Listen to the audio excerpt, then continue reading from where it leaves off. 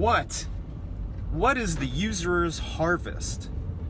Usury, as in interest, any interest on money. I'm leaving my bank right now, and I just told one of the bankers, you know, not the ones behind the counter, but the ones like behind the desks. Would you like to speak to a banker? It always sounds so funny. So I explained to the banker what the usurer's harvest is.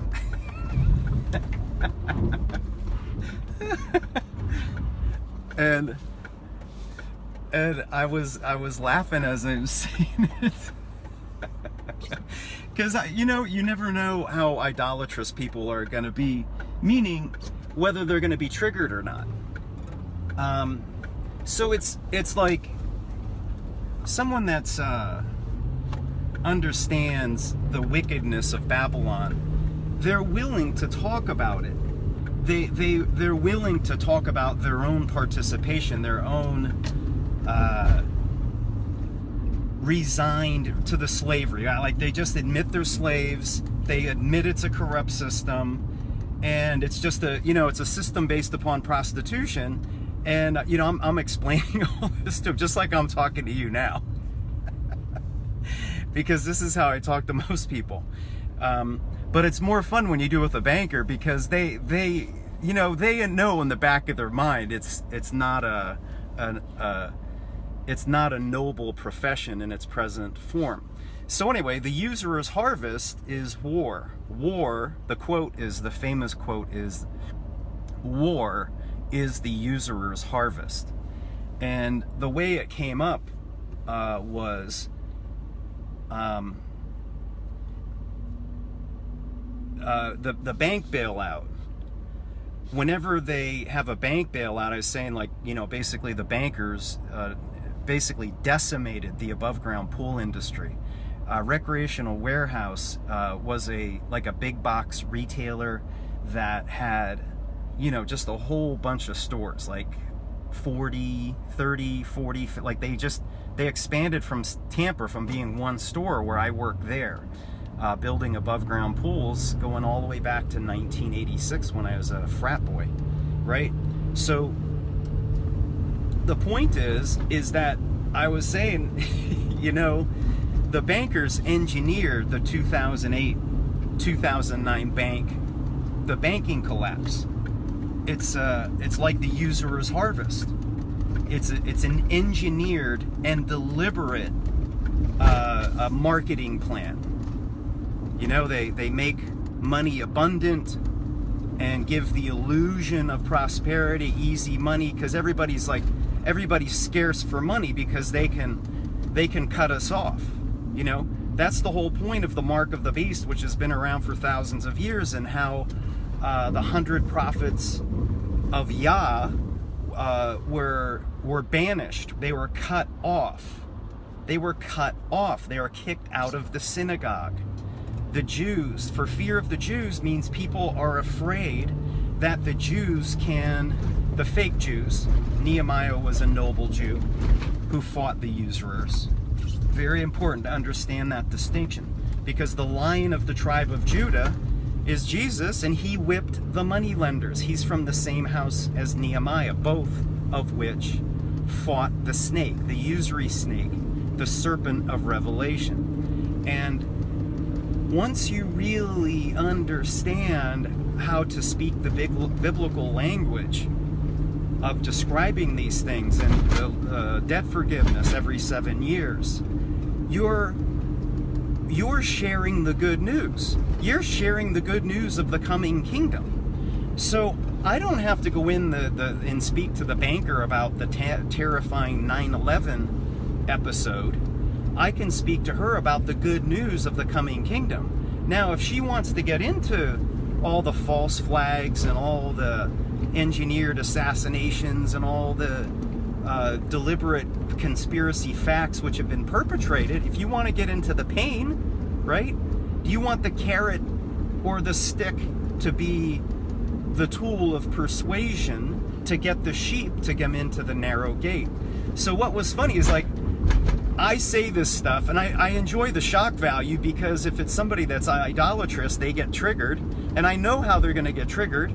You can already anticipate what they're going to say. Do you know what I mean? You know where it's going to go. Most of the time they just put their head down and they just get really quiet because they want to pretend that there's some noble banker helping people, right? Well, this lady, she's like, she was like, yeah, you got me, you know? You know, like she knew, in the same way that I know that working for Pharaoh and making bricks for Pharaoh, I'm participating, I'm a cog in the whole global economic slave system. I recognize the reality of our captivity. Not only that, just like Bob Marley, as you can come back with that with music. You can sing a song to the lady, like, by the rivers, you know, we're in captivity. She knows it's a system of prostitution, and she was laughing about it, and she goes, you know, what's funny is my husband believes the exact same thing that you're talking about, and he gives me crap about it all the time. It's like, you know, it's true. Like, it's all a matter of which degree that we get involved in this evil system. There's degrees. You know what I mean? If you're pulling triggers and actually killing people, you're obviously very, very culpable in the participation of causing additional harm within this satanic New World Order. The tribulation which we live under right now, it's being revealed. We all participated in it. We're all making bricks for Pharaoh. None of us have hands that are clean, unless you're living homeless and are not using Federal Reserve notes. So the point is that this is a positive witness that this good news of the coming kingdom can be shared anywhere.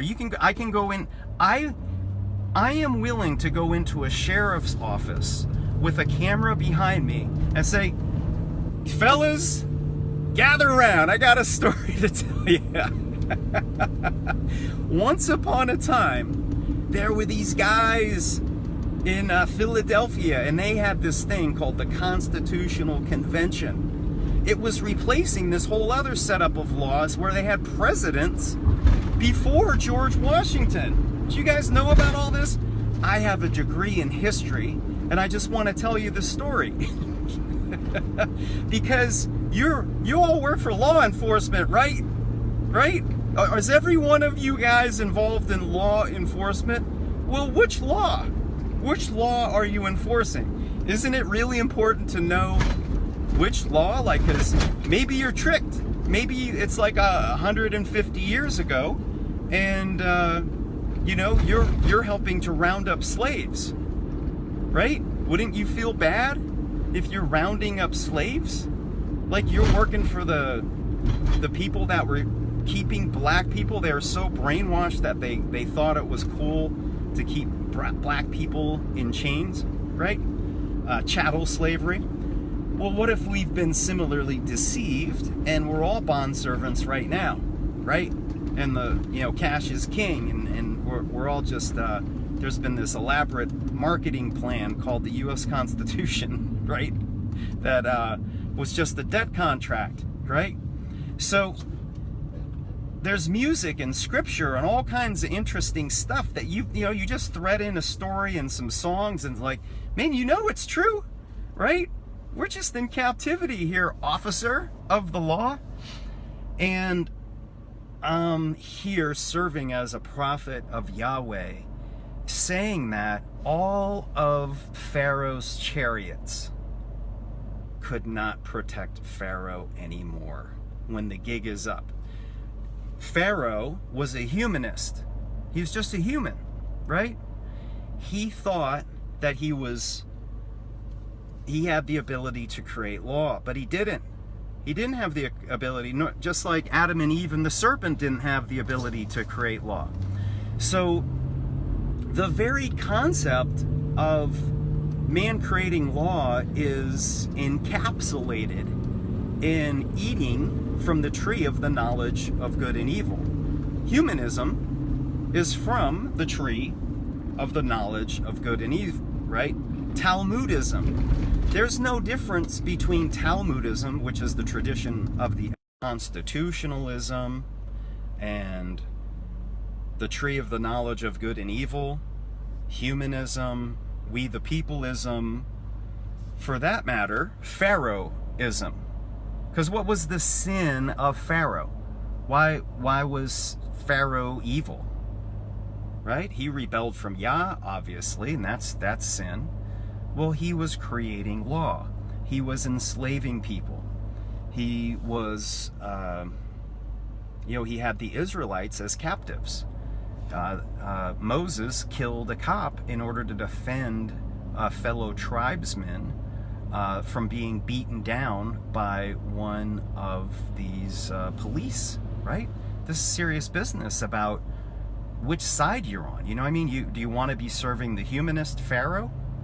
Do you want to be serving the humanist Caesar or the Talmudists or the communism is humanism, right? Communism is humanism, and so is fascism, right? That's just man creating law, like a guy, a Führer, or the Soviet Socialist Republic. That was a republic, right? Republic, the USSR, right? The Democratic People's Republic, right? These republics, a lot of people want to debate whether the Constitution's a republic or a democracy. Well, it is a republic, but that doesn't necessarily mean it's good. This USSR, the United Soviet Socialist Republic, USSR, republics, not necessarily a good thing. Okay, so the point being is that this was a great witness speaking to this banker, because when I left her, she was writing down, and she actually asked me about the question mark, because she was reading my shirt, said, that debt forgiveness is the good news of the Bible. Are you Christian? And recognize how, we're literally living in Sodom and Gomorrah sort of times these days.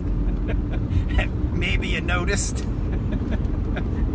So you can laugh at all this stuff. It doesn't have to be painful and excruciating and nerve-wracking. You can walk up and stand on truth, and Yah proclaims that he fills his anointed ones with the spirit of truth. So you can speak to anybody, right? What are they going to do? Kick me out, throw me off a cliff or whatever, right? But Yah is, if you've made your peace with Yah, that Yah is going to protect you, and let's say we get martyred in the same manner that occurred with the apostles, right? So it could go that way, right? As we proclaim the kingdom, there's going to be persecution, and certainly if you're one of the two witnesses, they die.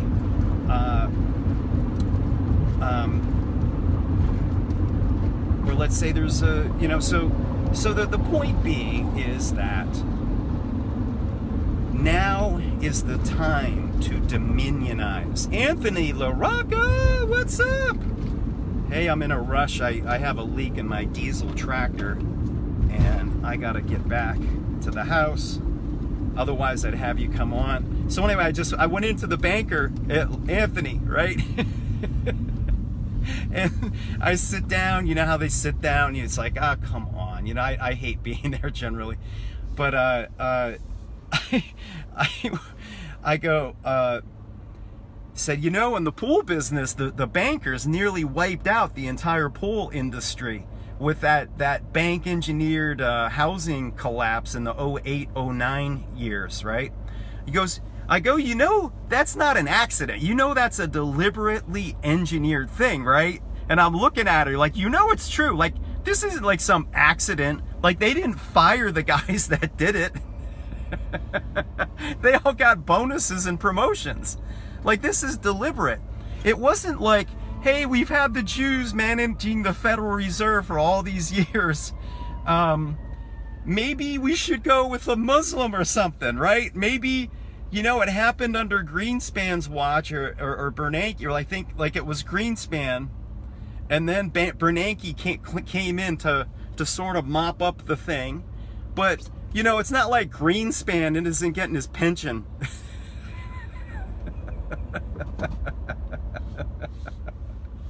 And then another, like Janet Yellen, another one from the 13th tribe. So the point is, it's just a big hot mess. You know what I mean? Everybody knows it's a big hot mess of prostitution. But what's the solution? And now is the time to have a very focused debate. I posted on my wall a question, and that was, what is the best, the most powerful threat to the Babylonian moneylenders? A non-violent threat. What is the most non-violent threat? And a lot of people answered. Like, I always like those sort of open-ended questions, because it invites a lot. Because I have a whole I love intellectual diversity.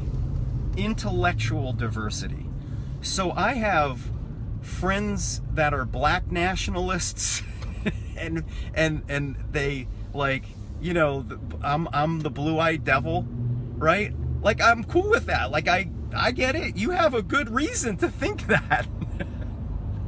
You know, there's a lot. You could, like, if you were to, like, make a case and go take this to the court of divine justice, you can make a very strong case that the white man is the blue-eyed devil, that we're Esau, right?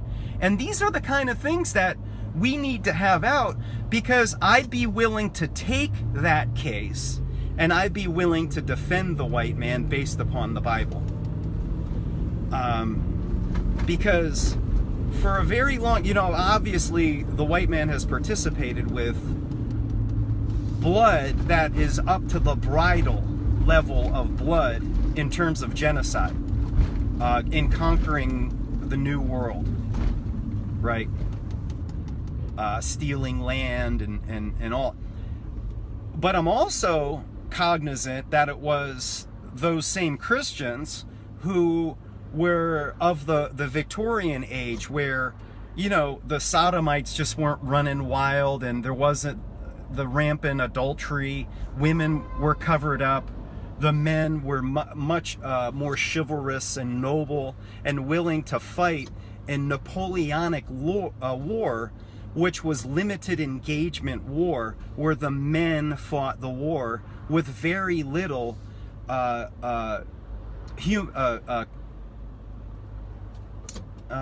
civilian casualties. A very noble form of warfare. Much more chivalrous warfare. Not like the, you know, Sherman burn everything going to the sea, that was controversial at the time in the same era, because they fought in Napoleonic units. War is a very interesting and deeply layered thing, and we have to recognize the form of warfare that we're being victimized by. But simultaneously, to get out of the victim status and get into the victor and take responsibility status. And once you get to that level of awareness, you're eager for debate. You're eager for let's move things along. Let's grow. Let's work within our zone of proximal development, just like my son when he's learning to ride a bicycle, or he's learning to climb some obstacle at a kids park, you know, where you have the different tubes and you learn to climb up them backward, or the monkey bars, and like all of the children are continuously working in their zone of proximal development.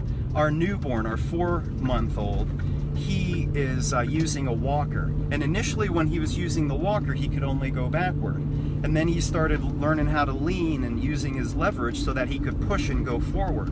And I would sit in front of him, encouraging him, getting him fired up and like, yeah, do it, like workouts, like you're working out with another guy, like, come on, give me one more pull-up or one more push-up, or you can climb this obstacle, like I'm coaching them to push, right? And that's really what humanity needs, is this vision. Number one, the vision to where you're going, so to know to conserve your energy, so that you're working within a promise of Yah. You're working within His governance and within His counsel and within His good judgment and with what He wishes to bless, based upon His morality, and dumping out all of our morality and our ways of doing things, like raising the debt ceiling or continuing to pay the debt when everything's based upon usury and it's all fraudulent and the Bible commands debt forgiveness. Well, once we surrender to Yah's wisdom, it makes it very easy to support your argument, so that you can, over time, you'll know the various verses in the Bible to support your argument, just like anyone's who's proving a case based upon the king's morality. Well, I'm here to load the pool, and I'm in a hurry. I hope that was interesting. Thanks for checking it out. Scott, Anthony, Scott, Carper, Andrew. Yeah. Go big.